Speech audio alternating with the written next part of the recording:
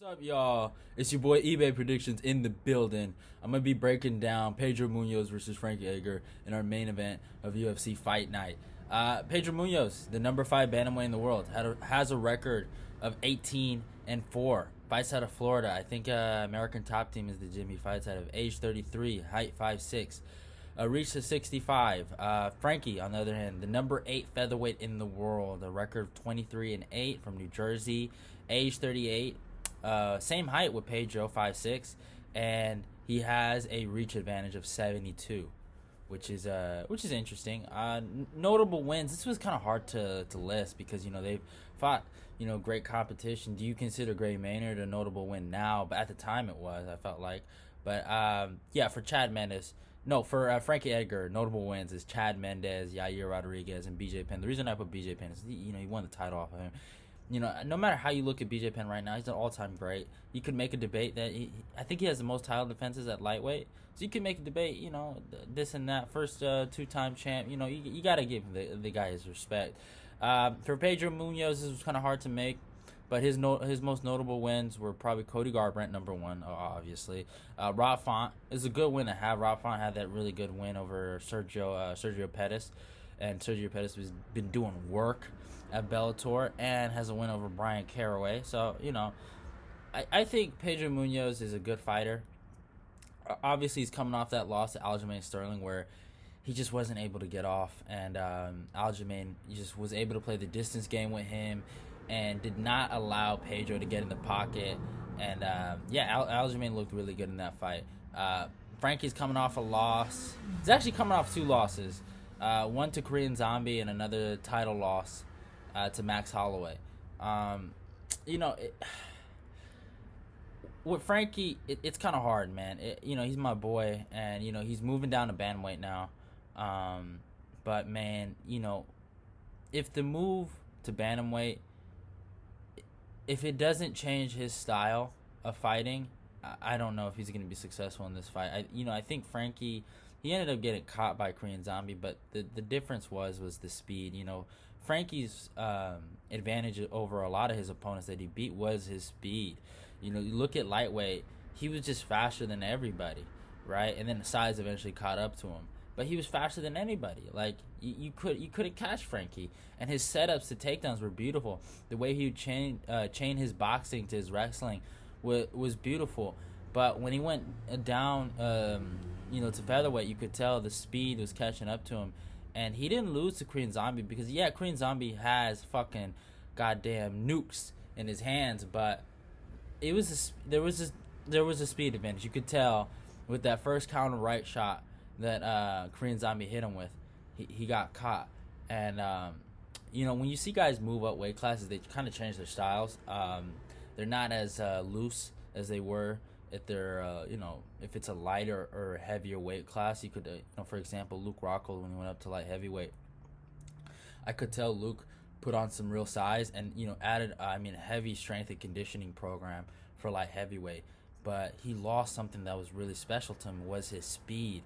Yes, he was coming off those, those shin surgeries that he had on his foot, which was pretty disgusting if you ever seen it. And then he had to get a replacement because they did the surgery wrong, which was pretty bad. But I think he put on a lot of muscle, man, for light heavyweight.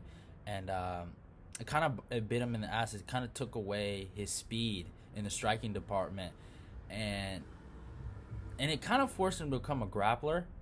And I don't think Luke is that. I don't think Luke is just another wrestler or another guy with great jiu-jitsu. I think Luke is more than that. I think he sets up those grappling situations with his striking. That's what made Luke great. But back to Frankie.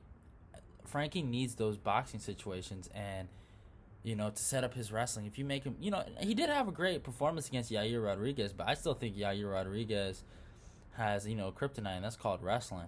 And I don't think I honestly don't think he's solved that problem. I think he's just had different opponents.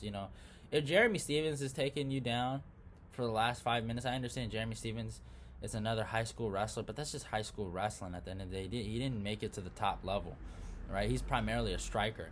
And if he's taking you down for that long, so it's like I don't even put that win into consideration because I just felt like, he took He went at Yair's weakness. But Frankie, it's like, man, he needs those boxing combinations, and I feel like personally he's gonna come in this fight with a wrestling heavy game plan against Pedro Munhoz. And Pedro Munhoz, man, he I know he's been looking like a striker lately, but the guy is, I mean, high level on the ground, man. Dude, I could see Pedro knocking him out, and I could see Pedro getting a guillotine. If you're gonna pick anybody, the smart pick is probably Pedro. It's just there's so many ways for Pedro to win. I see only one way for Frankie to win, man. He has to edge out a decision. He has to, get well-timed takedowns, and make sure he doesn't get submitted and maintain like a half guard position.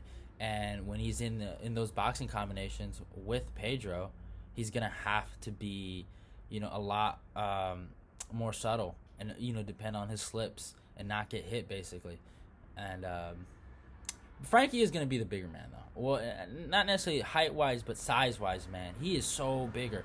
So the 72 reach thing gives me a little bit of hope. If he could just keep Pedro by his jab and kind of fight like how Aljamain did. But that's 5 rounds, man, and that's such a great fight though. It's such a great fight. I love this fight, man. I love Frankie. Frankie's my boy. But yeah, the smart pick is probably Pedro. I don't know. I feel dumb.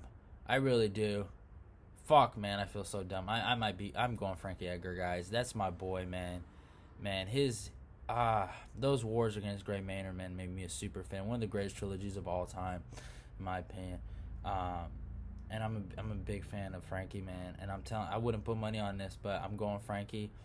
He's my guy. But if you're trying to make some money on this, probably on Pedro. I don't know what the odds are looking like, but he probably Pedro's the favorite. I'd have to go. They had to be thinking Pedro's the favorite. So I'm gonna be going Frankie. I think Frankie's he's gonna go behind, he's gonna believe in his jab. He's gonna use that wrestling, and yeah, I think that's how he's gonna win this fight. So I hope you guys enjoyed this breakdown. I can't wait for this main event. This is an awesome fight. We might get another bantamweight contender. You never know. Bantamweight's heating up like crazy. Go like, comment, and subscribe. Go follow my Twitter. I made an Instagram for eBay predictions where you can, I guess, get the scoops before everyone else when I release a video. So yeah, go check out my stuff. I hope you guys enjoyed this, and I'm out.